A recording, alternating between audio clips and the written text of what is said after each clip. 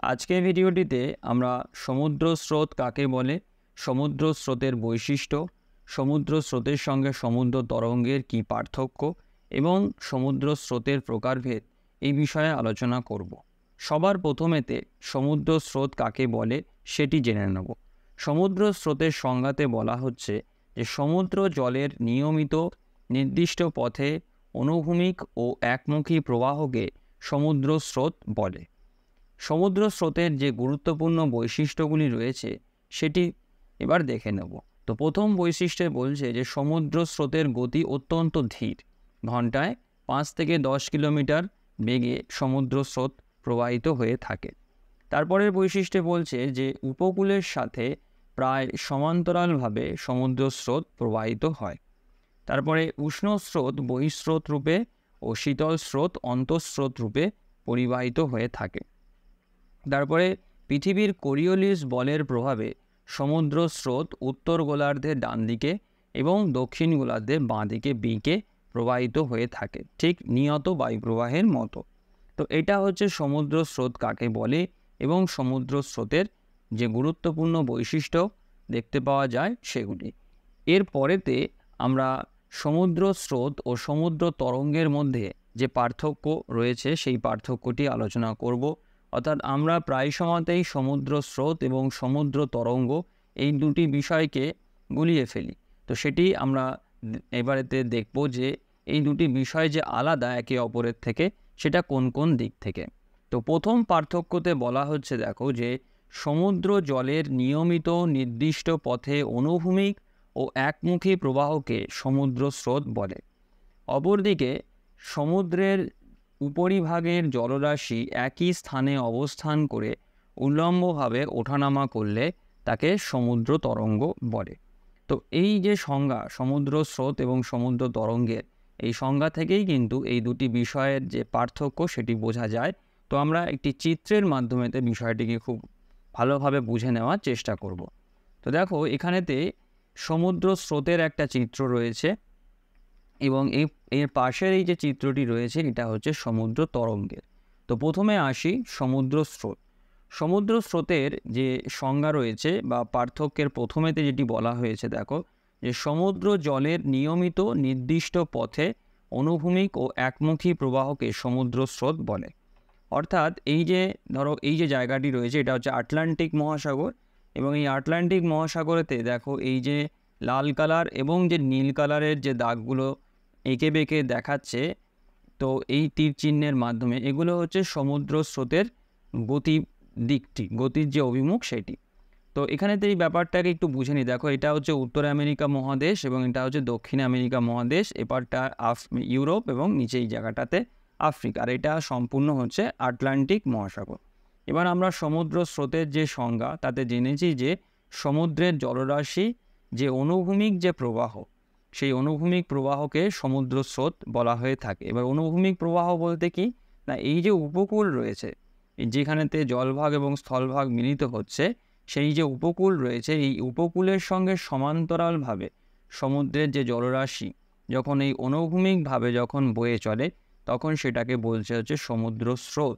তো এই দেখো, এই যে তীর চিহ্ন দিয়ে সমুদ্র যে স্রোতগুলো রয়েছে, এখানেতে লাল কালারের যে তীর চিহ্নগুলো দেওয়া রয়েছে সেটা হচ্ছে উষ্ণ স্রোতকে নির্দেশ করছে, এবং নীল কালারের যে চিহ্নগুলো দেওয়া রয়েছে তীর চিহ্ন, সেটা শীতল স্রোতকে নির্দেশ করছে। কিন্তু দুটো স্রোতই দেখো যে এই যে সমুদ্রের জলরাশির যে উপরিভাগ রয়েছে সেই উপরিভাগ থেকে অনুভূমিকভাবে সমান্তরালভাবে উপকূলের সমান্তরালতে কিন্তু এই সমুদ্র স্রোতটি বয়ে চলেছে। অর্থাৎ তোমরা মনে রাখবে যে সমুদ্রের যে জলরাশি হয় সেই জলরাশি যখন অনুভূমিকভাবে উপকূলের সমান্তরালেতে যখন প্রবাহিত হয়, বয়ে চলে এক স্থান থেকে আর এক স্থানেতে যখন বয়ে চলে, তখন সেটাকে কিন্তু বলা হয় সমুদ্রের স্রোত। এবার আসি সমুদ্রের তরঙ্গতে। সমুদ্র তরঙ্গের যে সংজ্ঞা রয়েছে সেই সংজ্ঞাতে কি বলছে, দেখো, যে সমুদ্রের উপরিভাগের জলরাশি একই স্থানে অবস্থান করে উল্লম্বভাবে ওঠানামা করলে তাকে সমুদ্র তরঙ্গ বলে। অর্থাৎ আমরা যখন ধরো এই দীঘা বা পুরী বা ভাইজ্যাক বা অন্য যে সমস্ত আমাদের ভারতবর্ষের যে সমুদ্র উপকূল রয়েছে সেখানেতে যখন আমরা সমুদ্রতে বা সেই সমস্ত জায়গায় যখন আমরা বেড়াতে যাই, যখন আমরা সমুদ্রের তীরেতে দাঁড়িয়ে সমুদ্র সৈকতেতে দাঁড়িয়ে যখন আমরা ঢেউগুলো যখন আমরা খাই বা আমাদের গায়ে যখন সেই ঢেউগুলো যখন লাগে স্নান করার সময়তে, এটাকে আমরা খুবই উপভোগ করি। তো সেই ঢেউগুলো আর কিছুই নয়, এই ঢেউগুলোকে বলা হয় হচ্ছে সমুদ্র তরঙ্গ। অর্থাৎ এবার থেকে যখন তোমরা সমুদ্রের বেড়াতে যাবে, তখন এই যে ঢেউগুলো যখন তোমরা খাবে বা সমুদ্রে যখন স্নান করবে, তখন মনে রাখবে যে এই ঢেউগুলো কিন্তু হচ্ছে সমুদ্রের তরঙ্গ, যেটাকে আমরা সাধারণভাবে বলি হচ্ছে সমুদ্রের ঢেউ। তো এই সমুদ্র তরঙ্গটা কি হয় না, এই যে দেখো এখানেতে এই ঢেউগুলো আসছে, এই যে সৈকত ভূমির ওপরেতে, তটভূমির ওপরেতে এই ঢেউগুলো রয়েছে, ঠিক এরকমই তো দেখতে হয়ে থাকে ঢেউগুলো, তাই না?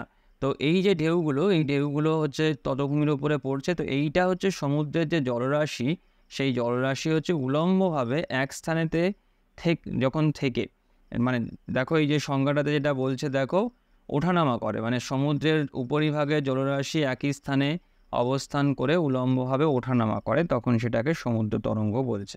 তো এই ঢেউগুলো কিন্তু একই স্থানে থেকেই কিন্তু মানে উলম্বভাবে কিন্তু ওঠানামা করে, এবং যত সমুদ্রের তীরবর্তী অঞ্চলেতে মানে উপকূলের দিকে যত আসতে থাকে, ততই কিন্তু এই সমুদ্রের তরঙ্গের যে ঢেউয়ের এই যে তরঙ্গ শীর্ষটা হয়, এই তরঙ্গ শীর্ষটা কিন্তু তত উঁচু হতে থাকে। মানে সমুদ্রের গভীরতা যত কমতে থাকে, তত আমরা এই তরঙ্গ শীর্ষটাকে আরও উঁচু দেখতে পাই। গভীর সমুদ্রে কিন্তু এত উঁচু উঁচু ঢেউ কিন্তু আসে না, ঠিক আছে? তো এইটাই কিন্তু মনে রাখবে তোমরা, যে সমুদ্রের জলরাশির যে অনুভূমিক যে প্রবাহ, সেই অনুভূমিক প্রবাহকে বলা হয় সমুদ্র স্রোত।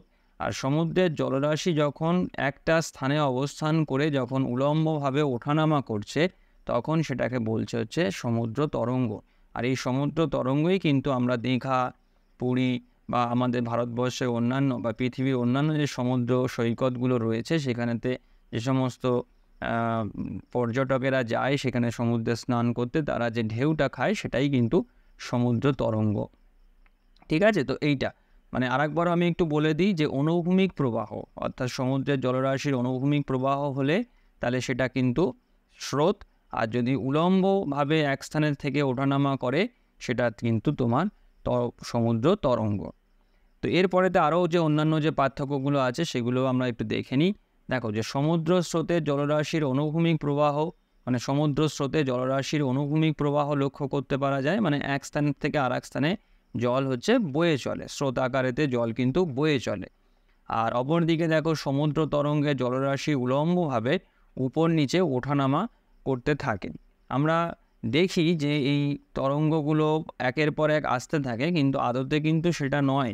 তরঙ্গগুলো কিন্তু একের পর এক কিন্তু আসতে থাকে না, এই তরঙ্গগুলো একটা নির্দিষ্ট স্থানের থেকেই কিন্তু এই ওঠানামা করতে থাকে, উলম্বভাবে কিন্তু ওঠানামা করতে থাকে। কারণ সমুদ্রের উপর থেকে বায়ু প্রবাহিত হয়, যে জোরে যে নিয়ত বায়ু প্রবাহিত হয়, সেই বায়ুর সঙ্গে সমুদ্রের জলরাশির যে ঘর্ষণ, সেই ঘর্ষণেতেই কিন্তু এই সমুদ্র তরঙ্গ বা সমুদ্র স্রোত কিন্তু সৃষ্টি হয়ে থাকে। নিয়ত বায়ু প্রবাহেও কিন্তু এই সমুদ্র স্রোত এবং সমুদ্রের যে তরঙ্গ সৃষ্টির পিছনে কিন্তু সব থেকে বেশি দায়ী হয়, ঠিক আছে?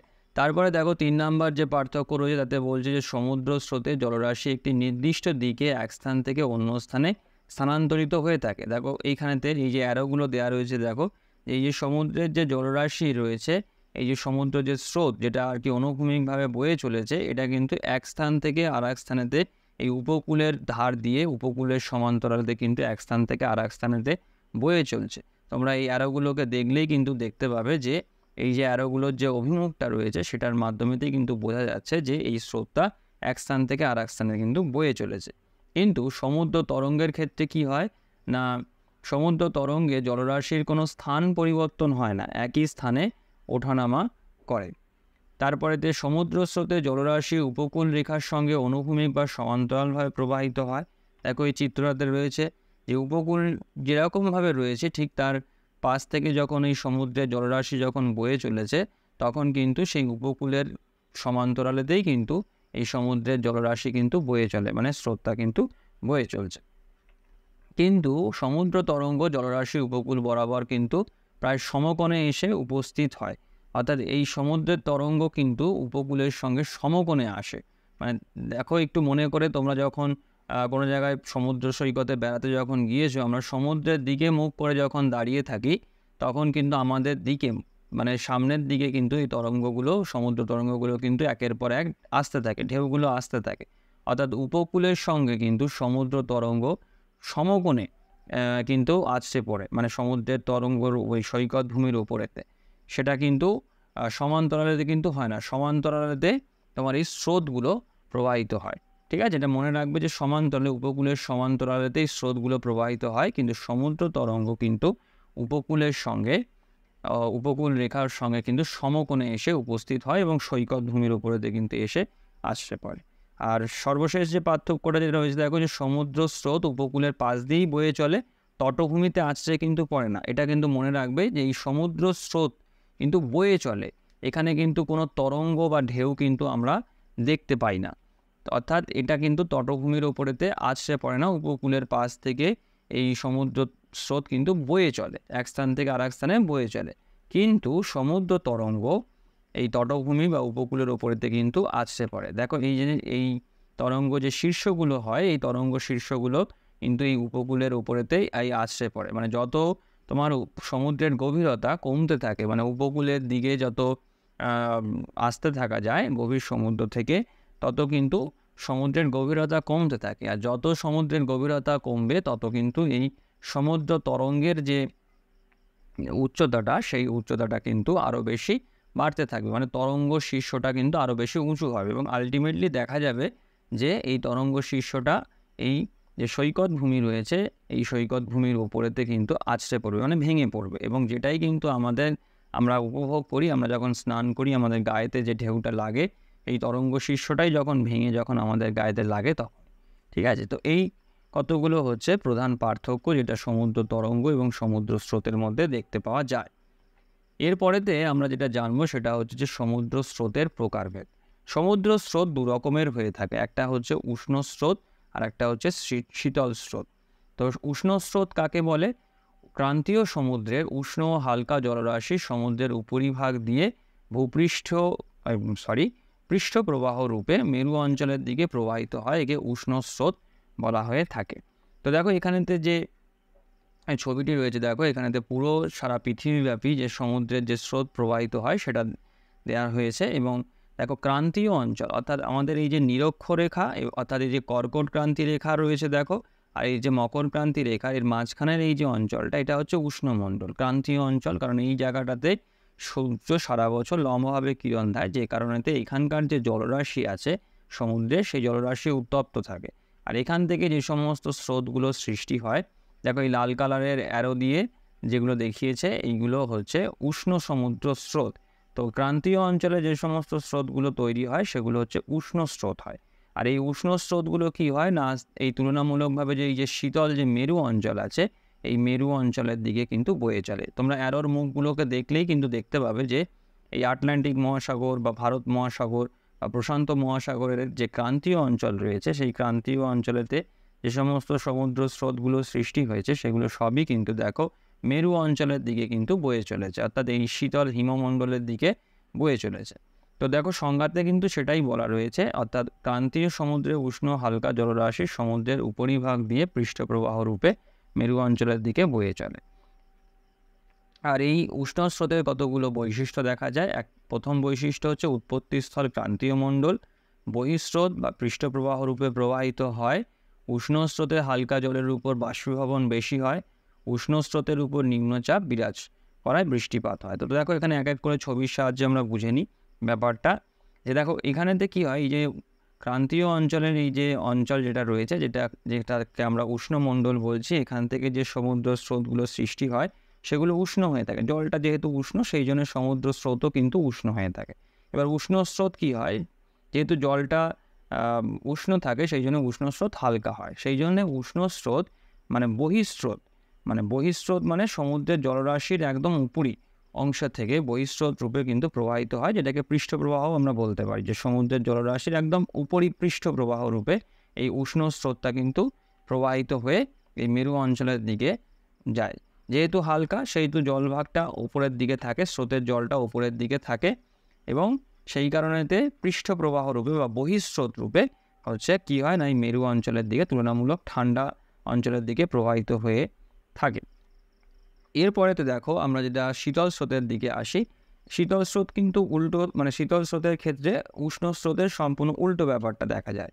কি দেখা যায় না, মেরু অঞ্চলের সমুদ্রের ঠান্ডা ও ভারী জলরাশি অন্তঃপ্রবাহ রূপে উষ্ণমণ্ডলের দিকে প্রবাহিত হয়, একে শীতল স্রোত বলে। তো দেখো এবারেতে আমরা এই মেরু অঞ্চলের এই দিকটাতে আসি। এইখানেতে এই যে জায়গাটা, এখানেতে বা এই যে জায়গা, এটা আমরা জানি যে হিমমণ্ডল বা মেরু অঞ্চল, হিমশীতল অঞ্চল এই জায়গাটা। তা এখানকার যে সমুদ্র, সেই সমুদ্রের জলও কিন্তু প্রচণ্ড ঠান্ডা থাকে। তো ঠান্ডা থাকার দরুন কী হচ্ছে, এখান থেকে যে স্রোতগুলো সৃষ্টি হচ্ছে সেগুলো সবই কিন্তু তোমার শীতল স্রোত। তো এইখানে দেখো নীল কালার দিয়ে যে তীরগুলো দেখানো হয়েছে সেগুলো সবই কিন্তু শীতল স্রোতকে নির্দেশ করছে। তো শীতল স্রোতের জল ভারী হয় কেন হয়, প্রচণ্ড ঠান্ডা থাকে, যে কারণে শীতল স্রোতের জলটা ভারী হয়ে থাকে। তো ভারী হওয়ার কারণেতে কী হয়, এই শীতল স্রোত যখন প্রবাহিত হয় তখন এটা অন্তঃস্রোত রূপে প্রবাহিত হয়, তুলনামূলক একটু গভীর, সমুদ্রের গভীর অঞ্চল থেকে, মানে উষ্ণ স্রোতের তলা থেকে প্রবাহিত হয়ে থাকে। এর বৈশিষ্ট্যগুলোকে দেখলেই বোঝা যাবে। দেখো যে বলছে উৎপত্তিস্থল হিমমণ্ডল, অন্তঃস্রোত রূপে প্রবাহিত হয়, শীতল স্রোতের ভারী জলরাশিতে বাষ্পীভবন কম হয়, আর শীতল স্রোতের উপর উচ্চচাপ বিরাজ করে, আর আবহাওয়া শীতল হয়ে থাকে। তো এইখানেতে এই শীতল স্রোতের এই বৈশিষ্ট্যগুলো দেখতে পাওয়া যায়। তো এখানেতে কী হয়, আমি আরেকবারও একটু বলে দিই যে শীতল স্রোত হিমমণ্ডল থেকে সৃষ্টি হয়ে থাকছে, এবং হিমমণ্ডলেতে জলটা ঠান্ডা হওয়ার দরুন জলটা ভারী হয়, যে কারণেতে এই শীতল স্রোত অন্তঃস্রোত রূপে প্রবাহিত হয়ে থাকে। এবং অন্তঃস্রোত রূপে প্রবাহিত হয় কোথা থেকে না, এই উষ্ণ স্রোতের নিচ থেকে প্রবাহিত হয়ে থাকে, সমুদ্রের তুলনামূলক একটু গভীর অঞ্চল থেকে। এবং এই হিমমণ্ডল থেকে এই ক্রান্তীয় এই উষ্ণ অঞ্চলের দিকে কিন্তু প্রবাহিত হয়ে আসে। দেখলেই তোমরা অ্যারোগুলো দেখলেই বুঝতে পারবে। এবার যেহেতু জলটা ঠান্ডা থাকে সেই জন্য বাষ্পীভবনের পরিমাণটাও কিন্তু কম হয়, আর যে অঞ্চলের উপর থেকে এটা বয়ে চলে সেই উপকূলবর্তী অঞ্চলেতে কিন্তু প্রচণ্ড ঠান্ডা আবহাওয়া সৃষ্টি করে থাকে। আর উষ্ণ স্রোতের ক্ষেত্রে দেখো আরেকটা বিষয় আমি একটু বলতে ভুলে গিয়েছি, উষ্ণ স্রোতেতে কী হয়, জল উষ্ণ থাকার দরুন কী হচ্ছে না, বাষ্পীভবনটা বেশি হয়ে থাকে, যে কারণেতে কী হয়, এই উষ্ণ স্রোত প্রবাহিত অঞ্চলের উপরেতে নিম্নচাপ বিরাজ করে, এবং অনেক সময় ঝড় বৃষ্টি তৈরি হয়ে থাকে। মানে আবহিক যে গোলযোগ যেগুলো সমুদ্রের উপরেতে তৈরি হয় সেগুলো কিন্তু হয়ে থাকে। তো এই দু রকমের হচ্ছে সমুদ্র স্রোত, উষ্ণ স্রোত এবং শীতল স্রোত, এবং তার এই বৈশিষ্ট্যগুলো। তো আজকের ভিডিওটি আমি এখানেতেই শেষ করছি। সবাই ভালো থেকো। Thank you.